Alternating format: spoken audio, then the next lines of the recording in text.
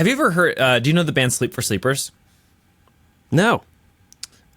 Sleep for Sleepers. No. Yeah, Sleep for Sleepers. They were never like a super popular band, but they were like one of those like 2000s like alternative rock. Yeah. Okay. Oh, I'd probably like them then. Bands.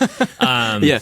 But and they were actually, I guess, a little after their time. I think the album that I listened to is like 2009 or 2011 maybe. Okay. So it wasn't, but it was like a brother. Sorry, it was a brother. It was an album my brother had given me to listen to, and but anyway, they had like this like one part in the I think it's the second song in the album that has this like really weird vocal effect, and like it sounds almost like a vocoder, but it's not a vocoder, and like I just could not ever figure out how they did that with their vocals. So like I've been trying forever to like mess around with like different vocal effects to try to figure out how they did it, and I still can't. Dude, it's coming. You'll crack it. I'm a failure as a producer because I can't figure out vocal effects. Dude, it'll come. It'll come. Prolific super producer. Okay. Welcome to another episode of the Prolific Super Producer Podcast. Nailed it. Let's go. We know this. We know the name of our podcast. We're so glad you're here. We're some fellow musicians, some fellow nerds, if you dare say, and we're pumped to talk with you about all things music, especially if you're someone who, again, like in the name of the podcast, super producer, we just say, hey, that's someone you're doing everything, right? You're wearing all the hats, right? Like you're writing your song, you're recording it, maybe in your bedroom, and then you're learning how to mix it and make it sound sweet and pro and get it out there to the world.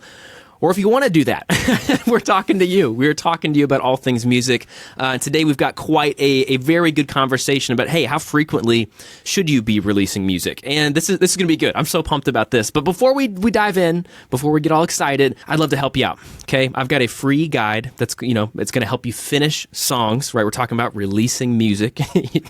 Most people release finished songs. Maybe there's some people out there that don't, but we would advise you release finished pieces of music. In order to get to that point, you have to be able to make, and you have to be able to make a lot. And so if you want to have music to release, I've got a guide that's going to help you overcome the exact same things that I struggled with when I would sit down to write, of procrastination, trouble getting started, like no idea where to go. You've got a cool piece of music, but how do you turn that into a real song? Or if you got a demo, you've just got hardcore demo-itis and you can't figure out how to finish it. You're so close, and you're too close to your song. You might need a new workflow. That's what I needed. It might need some revamping. So if it sounds like something you could be interested in, you can head to finishsongsguide.com, and it's a totally free guide. It's 5 steps. It'll walk you through to just help you take a song from zero to the finish line. I think that'll be a benefit. I think it's a good companion guide to this specific episode as well. So finishsongsguide.com. Pick that up. It's free. It's going to help you. Okay, so Tyson, this conversation, right? This is going to be fun if you're listening, because Tyson and I, while we are kind of coming from opposite ends here in this episode, while, to just put it, we both understand the benefits of the other side. So this isn't like so hardcore where I feel like we just are going to hate each other this whole episode. Like we have common ground. We can see the benefits of both sides, but we both kind of lean into two different zones in this conversation of how frequently should you be releasing music. Because especially nowadays, with the ability to just upload a song into DistroKid or something, right? You could have a song out within a few days, and then you could just do another one next week and another one a month later. Like there's no gatekeepers if you're doing this independently, right? So there's a lot of best practices out there, and we just kind of want to talk through all of them to help you identify what is best for you. And I got to say, I want to drill that home, and I know Tyson agrees with this, right? Like this is a nuanced conversation, like very nuanced conversation. This is going to require some big boy, big girl pants on to have some self-awareness of where you're at in your music journey, the kind of music you're making, just all kinds of stuff. So please, I would advise you have some open hands and open mind as you're listening to this conversation, and I think you'll find some benefit if you approach it that way. Okay. So with this conversation though, this is as Nathan mentioned, it's a nuanced conversation. There is no one size fits all. So we're going to be talking through basically all the options that modern independent artists have today to release music, and on what cadence and how they release music, all of that good stuff. And as Nathan also said, we're kind of have differing opinions on this. So this should be a really good conversation. And while but at the end of the day, you need to decide what's best for you. So make sure you do make it all the way through this episode, and it might be a two-parter. So check out the next episode as well, because it might continue on to the next week as well.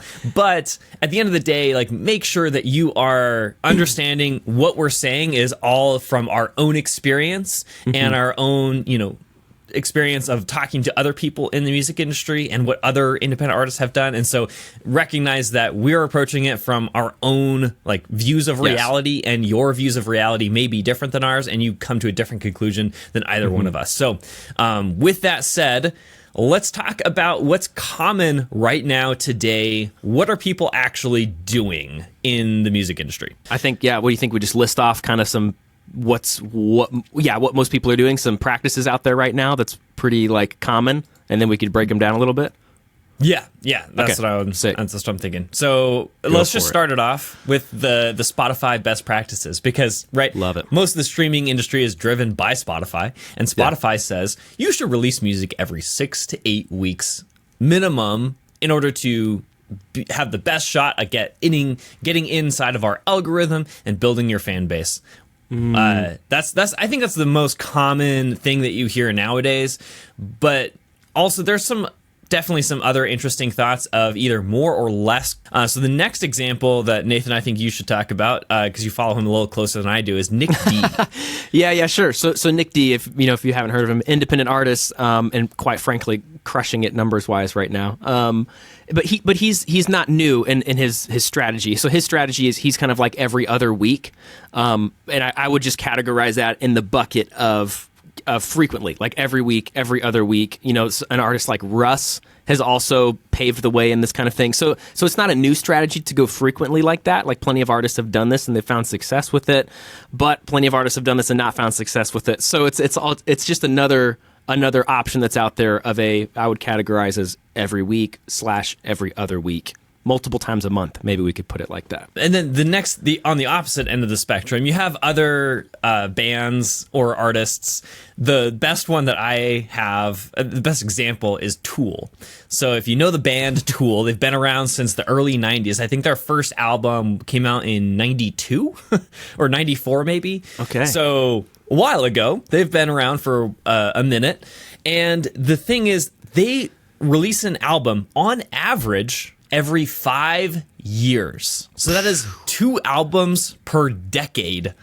And they're not like extremely long albums either. They're, 10, 12 songs, a normal album length. Granted, the songs within those, tracks are really long. Like, they have 13-minute songs. So it is a lot of musical content, don't get me wrong. But at the same time, they go directly against, the Spotify best practices, what Nick D preaches, what, Russ probably would recommend a lot of artists do as well. Instead of releasing music every 2 weeks, they release music every 2 years, if that, right? So it's the opposite side of the spectrum. But you also recognize Tool has a ridiculously hardcore fan base. They do extremely well. They crush it when they release music because there's so much pent-up demand for their songs that they just can't wait. It's like waiting for the next Elder Scrolls to come out. Like, it's been a decade. And it's not here. Yes. Preach, Tyson. Would you real quick, would you say, like, in this category of the, like, once every, or a couple times a decade or something, like, you can kind of pull that off, like someone like Lorde, an artist like that, where she's, it's just like spans of time have gone by and she drops a project. Or someone like Beyonce, who, like, just years go by and she doesn't even announce that an album's out, just puts it out, just drops it. Like, maybe like some sort of level of awareness, or is that kind of what you're driving home? Like the loyalty of a fan base that kind of will just rock with you no matter when you put music out? Is that kind of the point there? Or I don't know. How would you drill that down? I guess my point is that if you have that hardcore fan base, like, they're going to make a lot of noise about your release. They're going to make more noise about your release the longer it gets pushed out. Ah, yeah. So because people are going to be anticipating it so much. Another great example is actually Taylor Swift, right? The biggest artist in the world right now. Like, as of when we're filming this, she just surpassed $1 billion in net worth. She made like $750 million on just the U.S. leg of her tour. So she's just raking in gobs of cash. And the reason, or part of the reason, is because she waited so long to release this album. It's been almost 5 years since she released her last project, like new music. Yeah. And so there's been such a pent up demand because she's so popular still, and she has this die-hard fan base. And the longer she waits to release a project, the more noise is made when she does. Man. So ultimately, that's kind of what I'm getting at. Versus if she was releasing a song every single week, they probably wouldn't make as much noise about her releases, right? Because it's like a common occurrence. It's normal, not a big deal, right? Yeah. So that's the difference between those two in essence, right? But recognizing, and this is kind of getting into some of the other nuance of this conversation, right? is if you don't have a fan base, waiting 5 years to release music isn't going to do you any good because nobody's anticipating your music because they don't even know you exist. But there's no point in waiting to release music in that regard, unless it's going to be a higher quality because you waited so long, which I would argue that 5 years is excessive. Let's move on. The next question. So those are kind of the two ends of the spectrum, right? Like really frequently, multiple times a month versus a couple times a decade. Okay. Yeah. Those are the two ends of the spectrum. Now let's talk about, does genre matter? So Nathan, does genre actually matter? Does it matter if you're a hip hop or you're a rock artist or you play classic Nordic Viking music?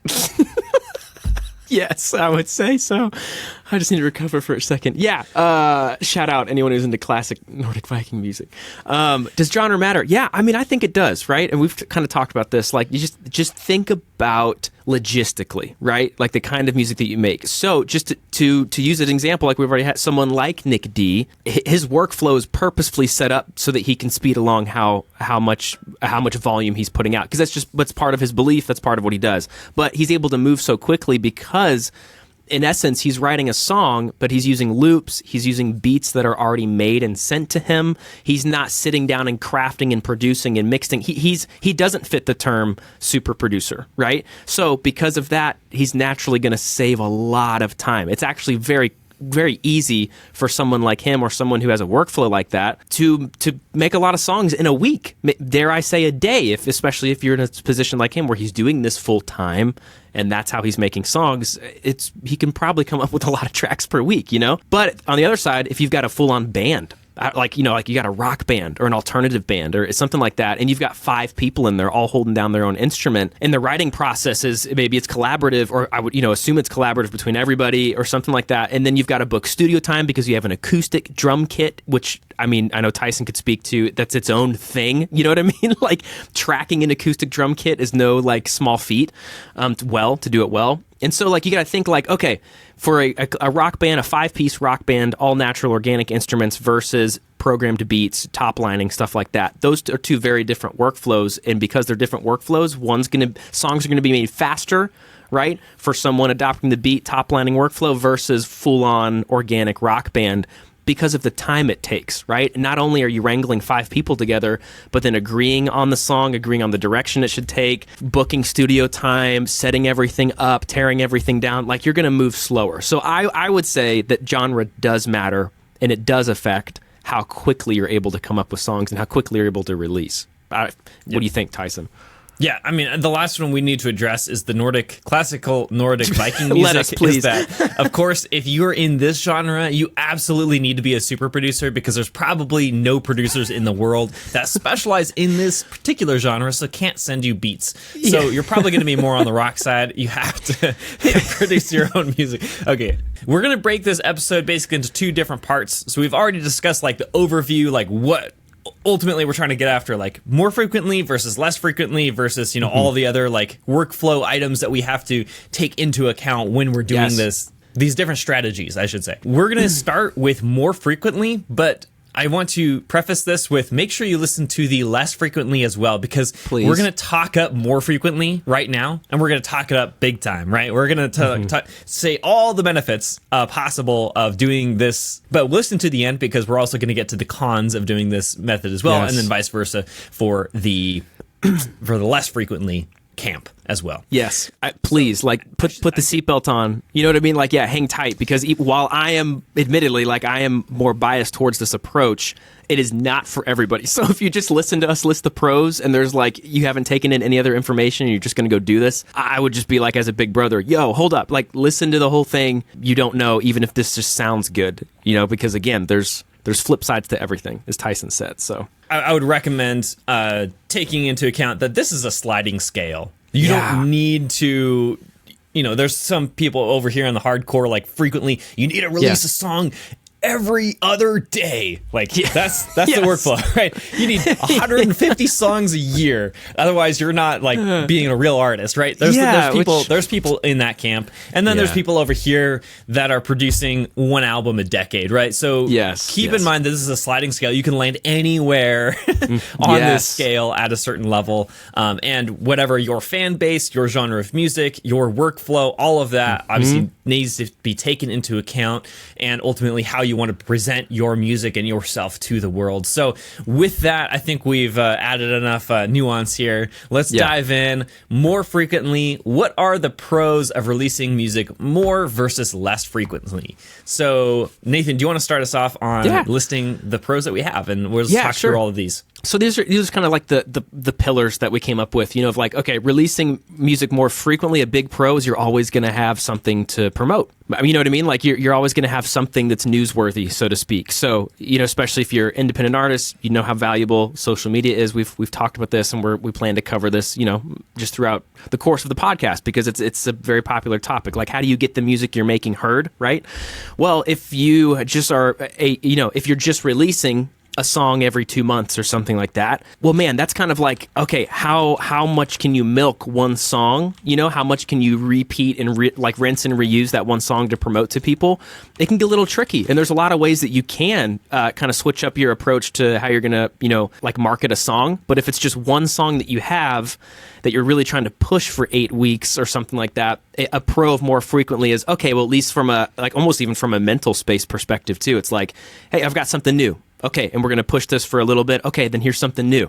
And I can push this for a little bit. It's like you can kind of have you're not going to run out of content ideas necessarily, because you're just going to have a new track. So before we go on, what do you think about that, Tyson? Like, another way that I've heard this is, and I think it was actually Damian Keys who said this. So if you haven't looked up any of his stuff, he's a YouTuber. He has great content. So if you're looking out for like more music marketing help, I would recommend checking out his stuff as well. But he mentioned independent artists like have a much shorter release window of promotion than most major artists. Because, for example, if you think about Taylor Swift, she releases a single, how many options does she have to promote that? She can get on every single TV show, every single podcast, every single like TV network, like anything she could get on if she asked, right? And so she could release one single and spend the next 2 decades promoting that one single and making sure the entire world knows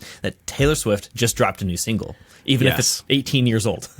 Like she could spend that much time promoting it. So obviously she doesn't, but you know, her window of promotion can last way longer than most independent artists. Because if you think about yourself as an independent artist, how many shows do I have access to? How many podcasts do I have access to get on as an artist to promote my music? How many TV networks do I have a relationship with that I can get on? Like, probably not nearly as many as T Swift. So let's recognize our limitations as independent artists of, if we're not that far along in our careers yet, we need to recognize that and accept that our release window of promotion probably is smaller than most major artists.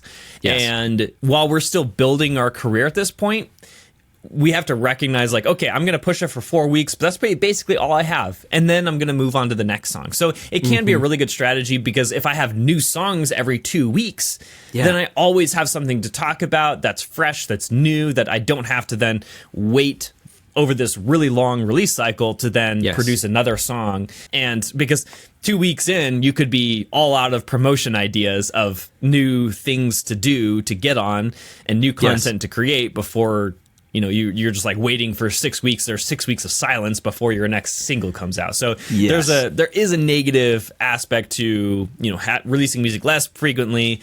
even if I have time to promote it, I may not actually have the bandwidth to promote it or the physical ability to promote it because I don't have enough of those opportunities built up. Huge. I think that's a big thing. And so like that's kind of like a quick thing on the marketing side. And then I like to think like internally too. If you are releasing frequently, that means you are writing frequently. That means you are finishing songs frequently. And I think that can be a good play to develop yourself as an artist and just kind of identify as someone who finishes songs. So I think there's kind of like an internal pro to releasing frequently. It just means that you are committing to creating consistently. And as we talked about like so much here, like it's in the reps. You know what I mean? It's no different than anything else. It's in the reps. It's in the amount of times that you show up and do the thing over and over and over again that, you know, that you're going to get better at it. You're just going to get better at it. So I love that because that's kind of my whole thing. I have a heart for people who can't finish their songs because that was me. And so I love this approach because it means that you're creating more. And if you're creating more, I think that's, you know, more at bats, so to speak, to hit a home run than if you're just creating at a slower pace, if that makes sense, you know, like you're kind of speeding up your ability to get better quicker. You know, it's kind of how it works, right? Like if you're just starting, you're making a lot of bad songs. Or just maybe you've got some natural ability and there's like inklings of something cool there, but they're going to be bad songs, right? So for every number of X number of bad songs you create, you're going to have an okay one. And then for every X number of okay ones, you're going to have a good one. X number of good ones, a great one, X number of great ones, dare I say, a hit or a hit for you, hit for you. So, and you can increase the ratio, if it was like 10 okay songs, you've got one good one. If you're creating consistently and creating more, you can close the gap a little bit, like we've talked about before, instead of, 10-1, maybe it's like 10-3. You know what I mean? Because you're just committing to creating and you're learning what's working and you're taking in all that stuff. So I love that as kind of a internal thing, as just like an artist identity choice to create consistently. So because you can't release consistently unless you're creating consistently. So like those don't go together. So I love that approach because it encourages you to get your reps in. So what do you think about that, Tyson? Like committing to just creating more and like that whole side, that whole pro of releasing more music. Yeah, I'm struggling because I inherently disagree with some of this, and so I'm trying to hold back a little bit because we're going to get to the cons here. We are going to get to the cons. Yes. So I'm trying to only say positive things about this. Don't go to the dark side yet. There was a member of the Beatles band, and I cannot remember for the life of me. So I apologize. Okay. This may be false, but I'm pretty sure it's true. Okay. So there was two main writers of the Beatles band, and I'm not a huge fan of the Beatles, so again, I don't even know who those two are. But there's a third member that was trying to write songs to, get on the Beatles records. And because secret is that the members of the Beatles band who wrote more songs got paid more money. So the other members were trying to write more songs to not only contribute to the band as a whole, but also make more money for themselves. So setting that aside, they were trying to write some songs, and they kept like pitching these songs to the other two members, and the other two members were like, "No, they're not. It's not good enough yet. Like, you just gotta, write some more songs." And then he got like really frustrated. He's like, why aren't you like accepting my songs? Like, what? I think they're good, right? The other two members are over here writing like hit songs like every other week, right? Because they've written so much and they've developed that muscle, that skill, and they said, write 100 songs, and then you'll be at our level, because after you write 100 songs, then all of a sudden you'll have enough iterations under your belt where your batting average jumps up from, like 1% to 30%. There it is. And I love the batting average analogy because it's just so accurate in this in this conversation, because you have, somebody who's just starting to bat, right? They somehow make it to the pros without having ever batted before, and they're like practicing. they just like swing and a miss every single time, right? They're at like 1% batting average. Even the best, right, is only at 30. I think the record, I looked it up, the record was like 39% was the top record of any professional baseball player ever. That was their batting average for the season, which is insane. If you think that's not even 1 out of 2, that's less than half still are actually good. So if we take that analogy, and even if you're the best songwriter in the world, that means that only 1 out of 3 songs is even going to be good, let alone excellent. Because that's not like home run percentage wise. That's just like hits. That's just I got it out onto the field without a foul or missing the ball. Yes. Sliver of a percent now, that's actually a home run. Like those are your hits. Those are your, hit songs that you are able to write that are inside of you. You just need to extract them over time through your skill and through just iterative practice. And sometimes you're just going to hit gold. Sometimes you won't. And that practice, though, of insisting that you write songs all the time is setting yourself up for a very, I would say, aggressive release schedule will force you to create more songs. And so I think that is the biggest benefit of this, is that holding yourself accountable to that publicly is one of the best ways to ensure that you actually deliver on what you've set out to do. So if your goal in 2024 or 2025, whenever you're listening to this episode, is to produce more songs you ever have, this can be a really good tactic to use to ensure that you're actually doing that. And so, like, for example, last year, I decided that I was going to write an EP for myself, and it took me most of the year to write it and to produce it. Obviously, I had other stuff going on. It wasn't my top priority, but at the same time, it took me a whole year to produce one EP, which does seem, in retrospect, to be a little, slower on the the production train here. Yeah. And so, but at the same time, if I had set myself a more aggressive release schedule, I would have gotten those songs done.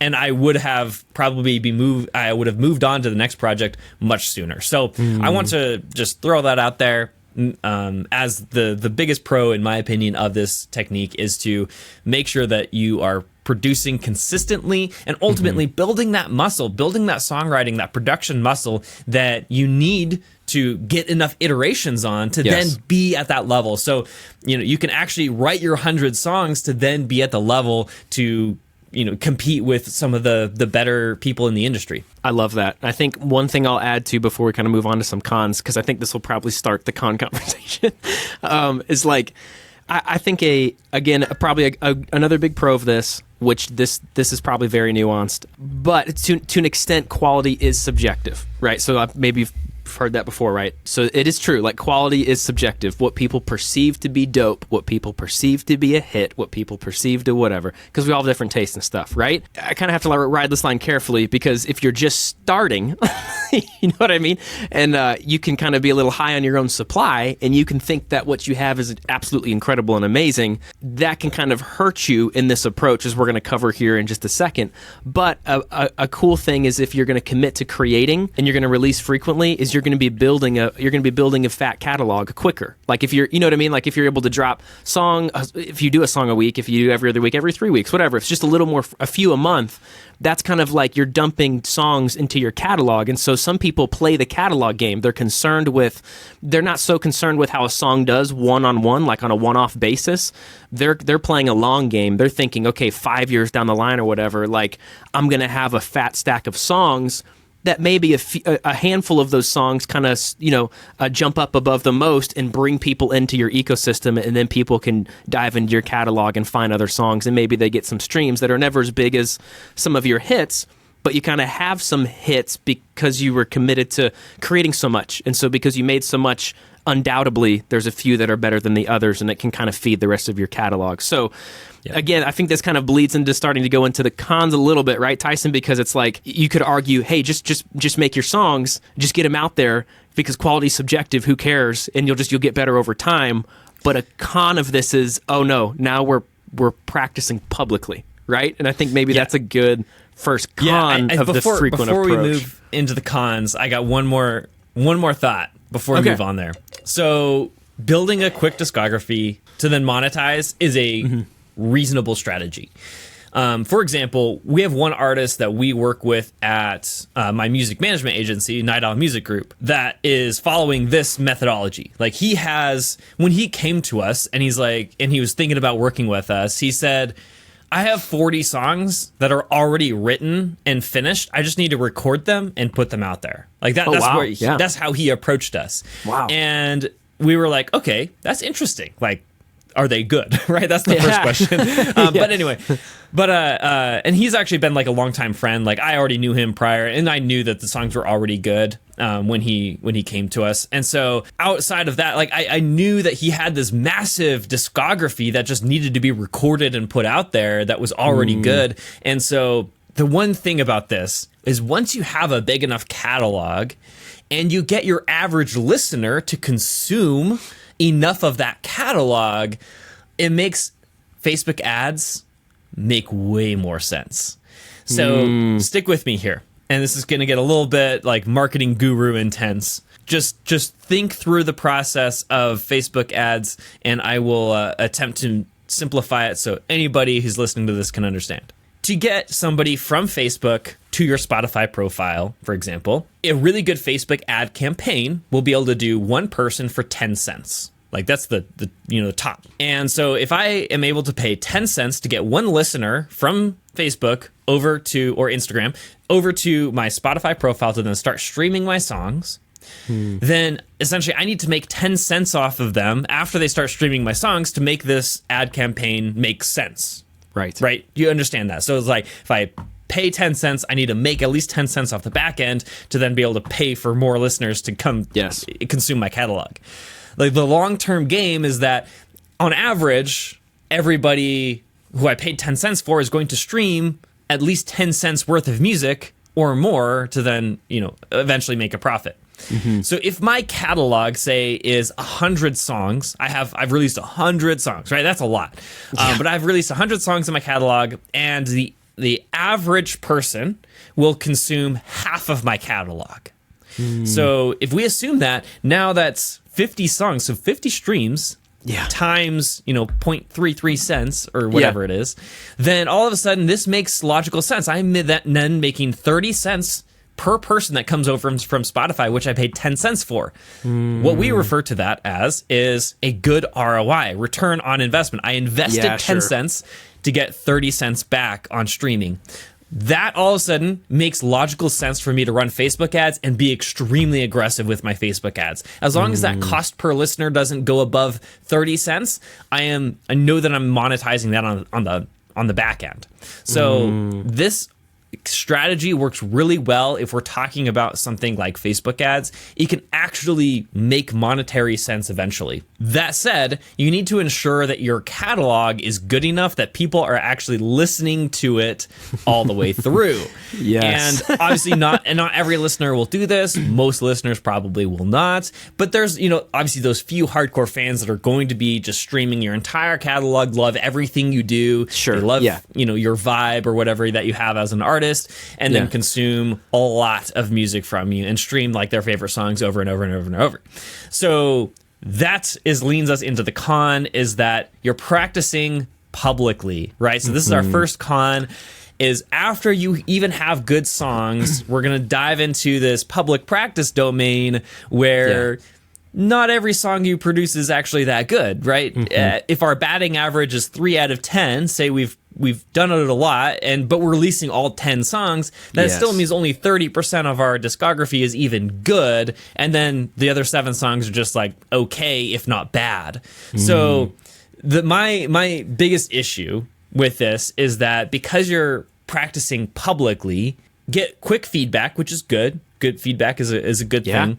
However, you can also get really negative feedback and negative impressions on people. So if they come to your catalog and they just start right in the middle, and they see an album, they just go for it. This looks cool. Looks legit. They play it, and it's just an okay song. The first thing they hear is just okay. There are hundreds of thousands, if not millions, of other artists that they could be listening to that don't have just okay songs. They have good songs all the way through their catalog. So if I listen to an okay song at first, I'm going to leave and I'm going to go somewhere else because I'm going to consume better music elsewhere. I'm not going to stick around for okay songs. And that's my biggest issue with this strategy, is that if I consume an okay song, I am not coming back, period. Again, it's kind of, you can't really save a poorly written song. So it's like when you're practicing, like we're saying, or when you're starting and you're practicing and you're choosing to do this publicly, I feel like you're kind of shooting yourself in the foot just because you're putting everything out there on display. And so while some artists, maybe an artist you look up to, like sometimes some of my favorite artists will drop something called demo, and maybe it actually was one of their demos. But I feel like that's kind of a nurturing strategy, like for current listeners or something, people who would get into that kind of thing. Just because your favorite artist is dropping demos doesn't mean that you, trying to build yourself as an artist, drop anything and everything you make. So I think the batting average, like Tyson was saying, is huge. And even though I'm a proponent of, I think more, I'm a volume guy for sure. But if the volume is bad, then it's just a lot of crap. You know what I mean? Instead of like a little bit, it's a lot. And so now all it takes is a song or two, and you could have just, banished a listener. They could have just gone away. And I think we all know it just takes a few seconds to listen to a song to realize if we're in it or not. Or if and here's the other thing too. If you're a super producer, if you're a bedroom producer doing all this yourself, you have a lot of quality control steps to go through, because it's not just the song, right, and the lyric and the melody and the story, but also does it even sound professional enough to the average listener to even make it past how your song sounds to hear you, right? Like, I feel like there's a lot of quality control stuff, because even, an average listener who isn't a nerdy music creator like all of us here, but people have good gut reactions. Like, we know what sounds good and what sounds trashy. And so if you have a song, maybe that your songwriting is accelerating faster than your mixing or production skills, it's hard, because the mixing and production is how you present your song in a digestible way so that people get past how it sounds. It's palatable enough to get down to hear you and your artistry and your voice. But if they hit play and it's all muffled and it's whatever, and it's like people move on. They're like, oh, it's like people know subconsciously this isn't a finished song. Or to use kind of blunt, normal people language that I've heard, it's like, this isn't a real song yet. You know what I mean? And that's just kind of that's the truth. It's like it's not presented that way. So I am aligned with Tyson on this point. If you are putting out bad songs, so many, just subjectively, because you're growing and you're choosing to put it all out there, you are risking all of your skills being on display, because you're a bedroom producer. If we're super producer, if that's who we're talking to right now, and you're not outsourcing anything, that is a lot of pressure to put on yourself in the very beginning to display publicly, because it's not just you as an artist. You're taking over 3 or 4 or 5 different parts of the process. I kind of was just thinking about that right now, Tyson. What do you think about that? I am 100% behind that. I think it's interesting, the real song, because I've totally heard that. I totally agree, 100%. I am behind that, because I have a very personal story when it comes to that.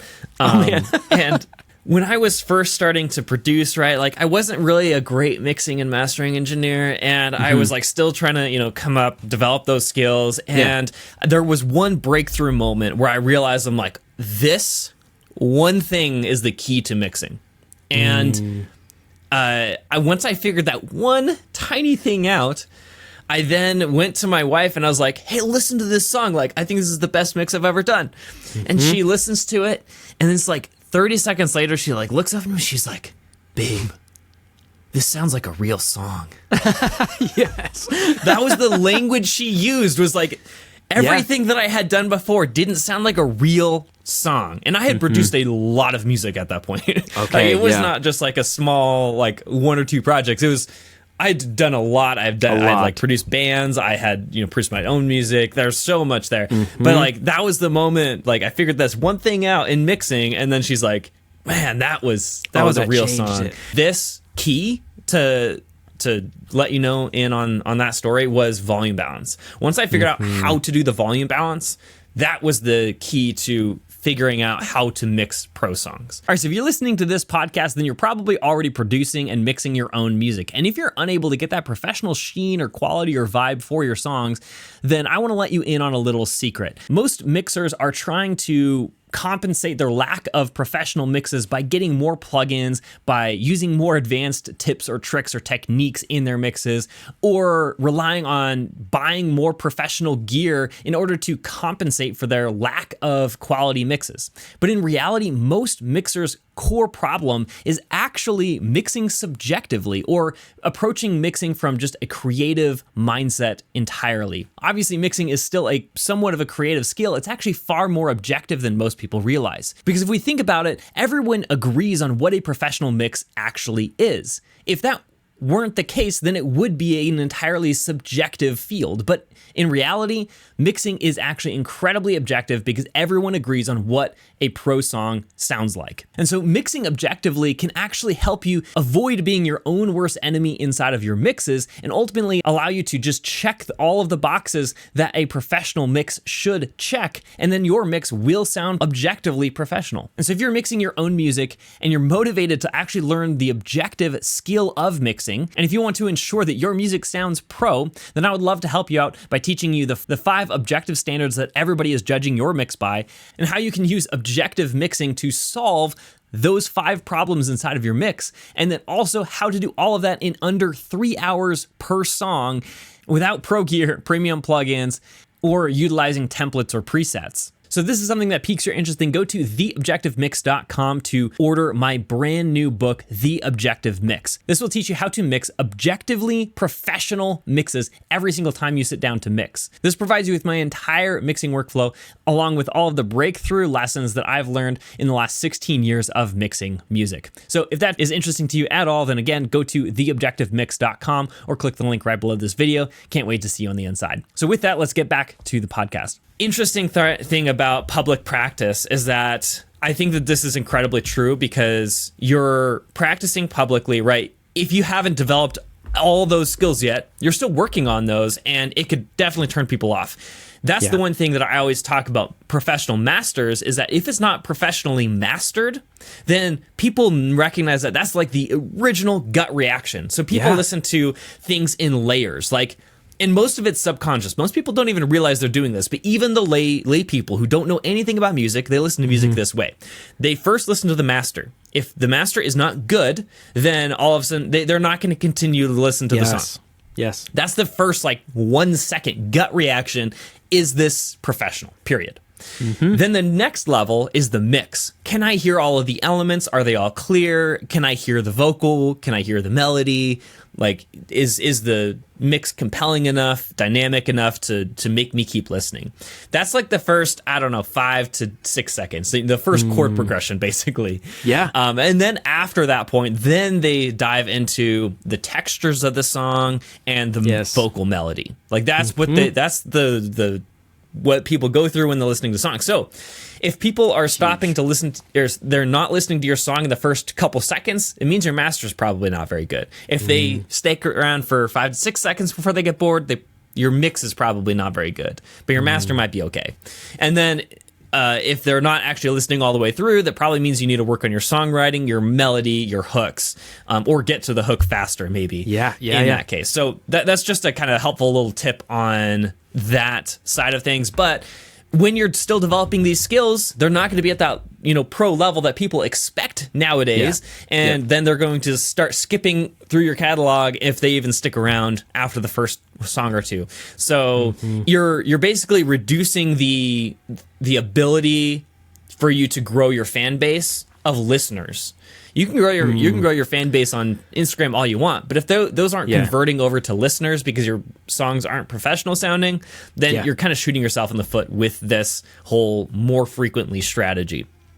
Okay, and then the last point I want to make is that if you decide, okay, I'm not that good at mixing or mastering yet, I'm going to outsource that. That's fine, but recognize that you're paying full price for a mix and a master for an okay song. That's probably never going to actually earn you enough money to then pay for that mix and master. To get it back. So that's the other end of this spectrum, is that if you do start to outsource stuff, and I would say that most artists that are producing 1 song or 2 songs a month, or sorry, 1 song a week or 2 songs a month, then paying for those mixing and mastering skills, you have to do that to maintain that level of volume.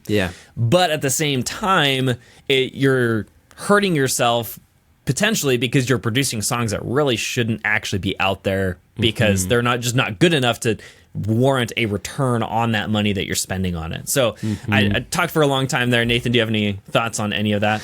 No, honestly, I agree with a lot of this. And again, that's where I just think it's nuanced. Like, you have to be self-aware. Like, you just have to be brutally honest with where you're at in your music journey, because I think that really dictates a lot of this stuff. Because if you are at the beginning and you're starting out, I really think it's I just think it's a different protocol. Like, I wouldn't just jump to, oh, my favorite artist releases every week, so I should, or like, I think that's the danger. And I think that's why we're trying to give room for a deep conversation about this stuff so that you can find yourself. Because I think that's the name of the game, is where are you at?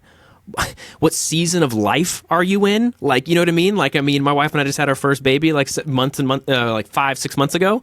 And like, oh my goodness, that first 3 months after having our little awesome guy, how could I keep up the same volume that I could have before? So there's just so many layers to this that I just think that's the big thing. And you got to be careful. And I think also, like what Tyson's getting at, which I agree with in this, is thinking long-term about your brand, about who you are as an artist. And I was, to play devil's advocate, like, if you want to practice publicly, okay, go for it, and then maybe eventually, if it takes even a couple years or something, as you're getting better, because you will, if you stick with it, it's just all public, So like, but eventually, maybe there's some songs, oh, he sounds good now, or whatever. I still think you're hurting your chances of building a fan base at least quicker, because you're giving people a reason not to join you and not to follow you because of all your early stuff. It's just not there yet. So maybe eventually you crack the code and you start building a fan base. But it's because your music got better. You know what I mean? It's because your songs got better, not necessarily because of how fast you were creating and how much you were releasing, if that makes sense. I don't know what you think about that, Tyson. Like, yeah, it's not the strategy that would have worked. It's just, you were just creating so much, and then eventually you found your audience because your music got better. So I don't know. To me, it's kind of like a chicken or the egg, like what came first kind of situation in there. But I think that's what I would have to say is, like, think about the implications of you as an artist and going forward, and what you want to have out there. And that's what I would argue, like, happened with artists like Russ or Nick D, is that they had a lot of songs produced that didn't go anywhere before they finally actually, like, kind of caught that, whatever the magic was that got people interested in them, their brand, and then started streaming their music. And I think to some extent, like, those older songs, like, I remember going back, it was probably a year or two ago, that I was looking back at Nick D's entire discography just out of curiosity. Yeah.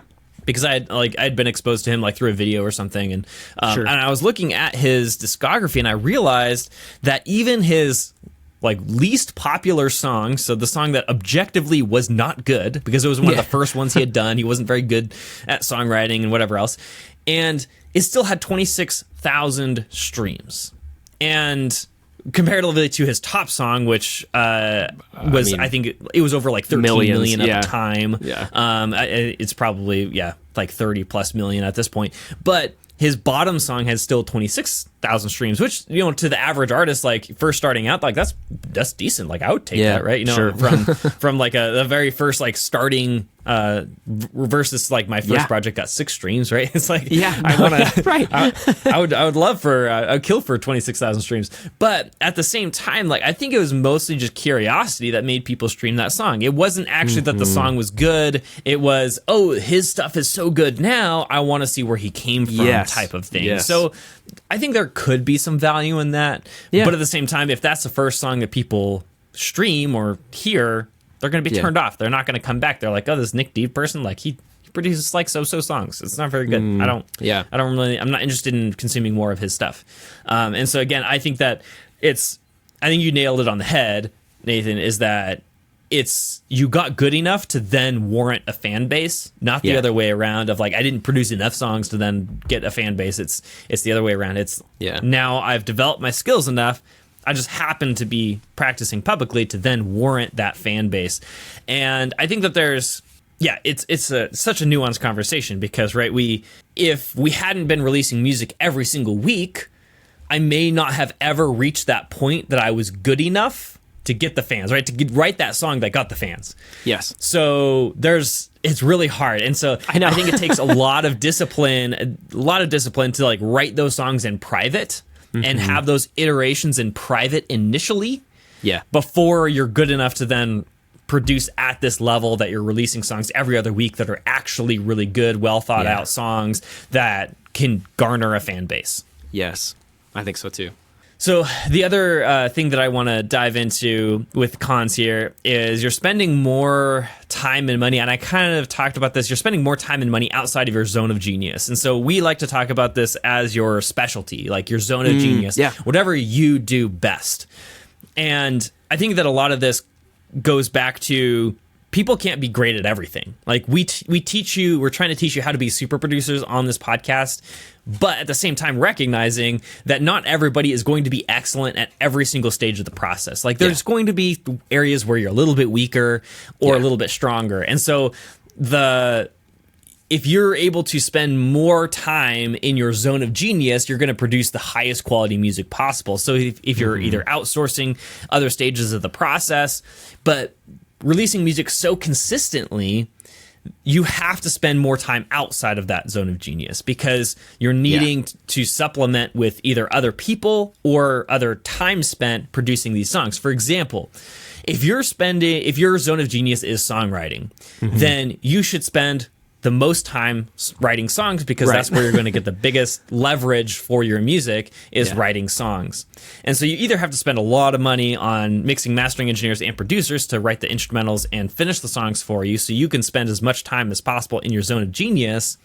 And that gets really expensive really fast, right? If you're producing at this like really high level of quantity of songs versus if you focus on quality and not produce every single song that you write, then all of a sudden you're saving yourself a ton of time or money because you're not even spending time mixing or mastering or reviewing mixes and masters from people you're outsourcing to on every single song. You're only doing those 10% of songs you think are really good that have the best chance for success, even though it takes you potentially 5 times longer to produce those songs. And then the very last thing, do you have anything to add before my last point here, Nathan? No, I thought that was really good. Like, because the zone of genius thing is very real.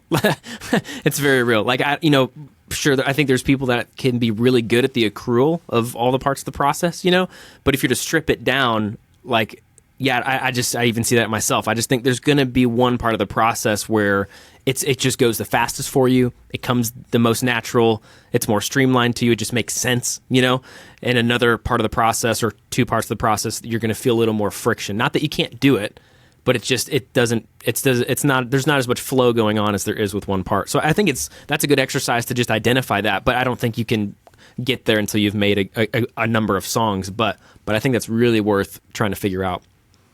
Yeah, absolutely. So the last part that I wanted to bring up as a con is, and I have this in our outline, it's bolded, it's all caps, it's called brand implications. Let me break down my definition of a brand for you really quick. As an artist, your brand is everything that's associated with you. It's taking what is unknown, associating it with something that is known to then come up with a feeling or a brand around the unknown thing. So if I'm an artist, nobody knows me when I first start. And then I have to basically create a brand out of nothing. And it's everything that's associated with me. So if I put out substandard photos on my Instagram and my videos don't have very good lighting, so I just kind of look like, I'm a chum in my garage with my, I don't know, whatever lights that I have set up that aren't very good.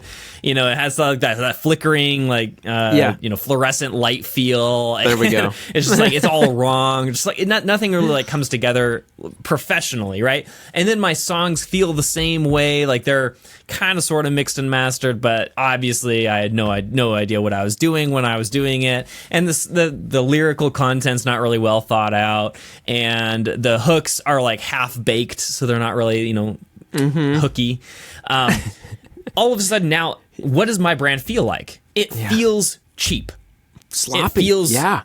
It feels like I'm a very, very much a hobbyist, not taking this seriously. And if I'm not taking myself seriously, my fans aren't going to take me seriously either. So true. That's just the reality of the situation. Yeah. So what I would encourage all of us to do is to really take a deep look inside of ourselves and think about, what am I actually associating myself with? And if I'm producing music that is substandard in any regard, that's reflecting back on me as my brand, as the artist. in everybody's mind as this guy is not taking himself seriously. I don't really care. Yeah. And that's harmful. Like, I feel like that's more harmful than like the song itself not being up to par, but like people's perception of you. That is what kills. You know what I mean? Like that's the knife stab, I think. I don't know. I just think that's the name of the game, because your music can get better. Your music can change, like all this kind of stuff. But if people view you a certain way, I don't know. I just think that's powerful. I think that's more potent than maybe what people think of a song is what they think of you. Like, I don't know. Yeah, it's worth thinking about.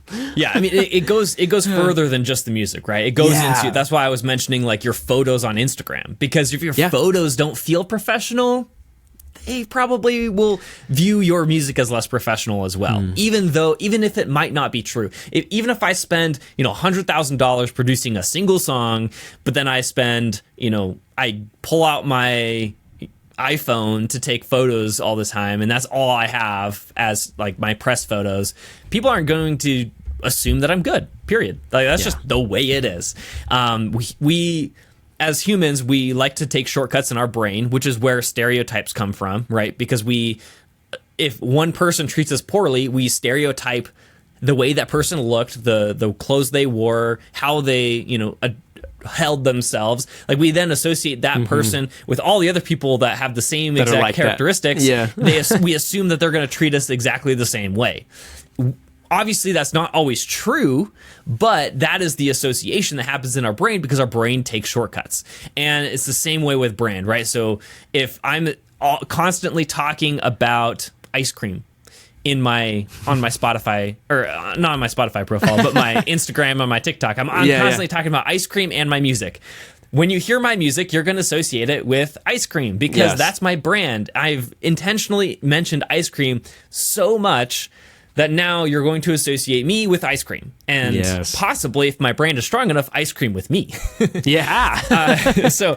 that's the power of a brand, right? You can go really deep in this. And to prove that this works, remember that there are terrible artists out there that have really popular music. Why is that? It's because their brand is so strong that it doesn't matter how bad their music is. People will still listen to it because they associate the music with the brand. The person, And the thing is, you can build a brand around anything, because for example, there's actors who have music brands that they're popular, even though the music's not that good, because their brand is around acting. Their brand is around how attractive they are. It's not around the music. And there's also other artists that are the exact opposite, right? Their entire brand is around the music. And if the music then suffers, then all of a sudden their brand suffers as well. And so this gets into a really nuanced conversation, even beyond the nuanced conversation we're already having. But the whole brand idea is a very powerful thing that will make or break your career. And you have to intentionally create a brand around specific things. And you have the power to decide what those things are. But most people either have very scattered brands or no brand at all because they haven't really associated them with anything else in their fans' mind. And at the end of the day, your brand is what other people say behind your back about you. If they say, oh yeah, he's an amazing musician, your brand is, you're an amazing musician, so we need to lean into that. It's huge. Versus like, oh yeah, like he's a so-so artist, like he's producing a song a week, but they're really not that good. Like that's a brand as well, but it's a negatively inclined brand. So, and ultimately you want a brand that's remarkable, meaning people are remarking on it, remarking about it behind your back. So they're telling their friends, basically referring people like, to check your this music. out. So, and that's a good measure to me to a successful artist project or a successful release, is that if I release a song and people listen to the song and then they tell their friends about the song, that is a good release because you're getting natural, organic referral. And even beyond music, like that's what makes a good product. So if I have a good product, if I release like a phone case that then people are talking about, like, oh, look at my phone case, like 100%. This is so cool, and naturally to their friends and coworkers, all of a sudden that is a really good product. It's the same exact way with music. If I release music that then people remark about to people they know, then all of a sudden I know that I have a really, really good song on my hands. Anything to add there, Nathan? Dude, no, I think that's it. That's the crux of the whole more frequently conversation, I think, is like not thinking long term, not viewing your songs, because I mean, if your songs kind of are your product, like if you're an artist, you know what I mean? Like, I'm not trying to take all the art out of it, but like to a degree, yeah, like your songs are the things that you're pushing. Your songs are the thing that you're trying to get into people's playlists, into people's phones. And if your music is something that is not shareable, or your music is, I think, like what Tyson is saying, is worse, you have music that comes out and it's like, it's worth sharing because it's bad. You know what I mean? It's like, I think it just matters more, like what we said, because of who you are and what you want to be known for and how people talk about you. And I don't know. I just think a lot of artists, you probably want to be talked about the way you talk about your favorite artist. So maybe that's just worth sitting with for a second. Why do you revere the artist that you revere? And there might be some answers in there. So, I mean, I think that's good. I think maybe we want to move on. What do we got? Like less frequently now? All of that was more frequently. Yes.